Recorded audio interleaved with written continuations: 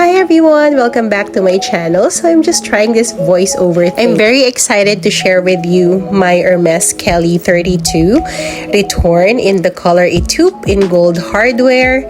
Look at her! Isn't she lovely? Oh my gosh, I'm so happy. This is one of my dream bags, guys.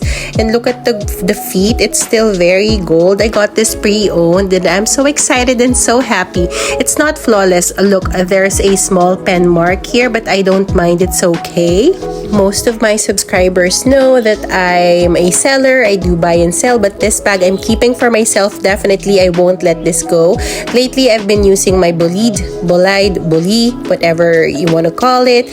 But I transferred all my things here in my Kelly, and I will be showing you what's inside my Kelly bag. If you're interested, just keep on watching. And here I am opening the bag, kind of struggling because I just keep my bag open whenever I'm using it.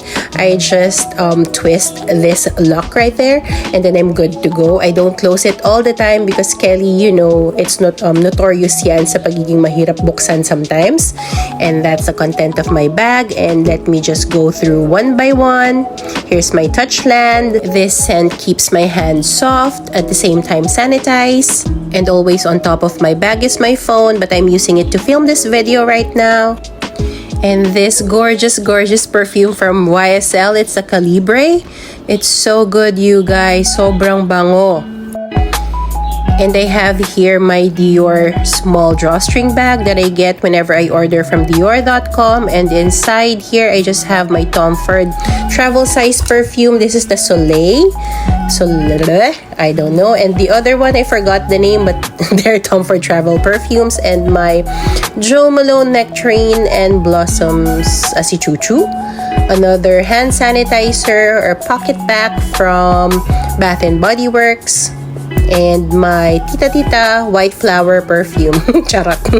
And that's empty. And I have another Dior pouch that serves as my catch-all.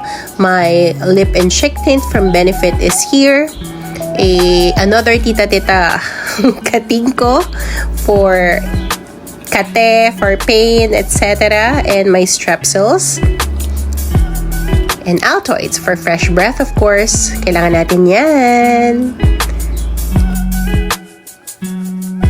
In this pouch are my makeup essentials, like my Dior lip glow. I do have shades number 001 and 006. And another Dior product, which is the Rouge Dior lipstick in 720 Icon Velvet. And a blush and my Dior blush. This is the number 001 in the shade pink, and I have this Ana Luisa pouch to hold my jewelries if I don't wear them. And I have this Marc Jacobs perfume. This is the Daisy one and it's empty.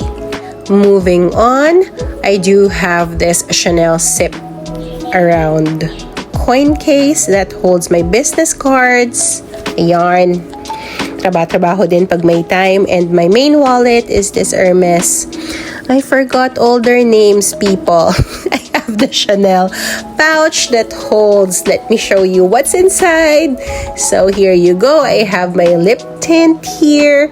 My favorite lip balm of all. This is Lip Seal. If you can get your hands. Guys, ang ganda nito. Sobra. Maniwala kayo sa akin. Thank me later and you're welcome. And then I have Lactaid because you know that I'm lactose intolerant. So I need this at all times just in case for emergency. And I have another emergency essential because I'm asthmatic. So yeah, it's empty now. That's what's inside my Chanel pouch. And then in the pocket, I don't have anything inside the bigger pocket, but the pocket here in front, I have my calculator because whenever I'm doing grocery shopping, I want to calculate how much I'm spending.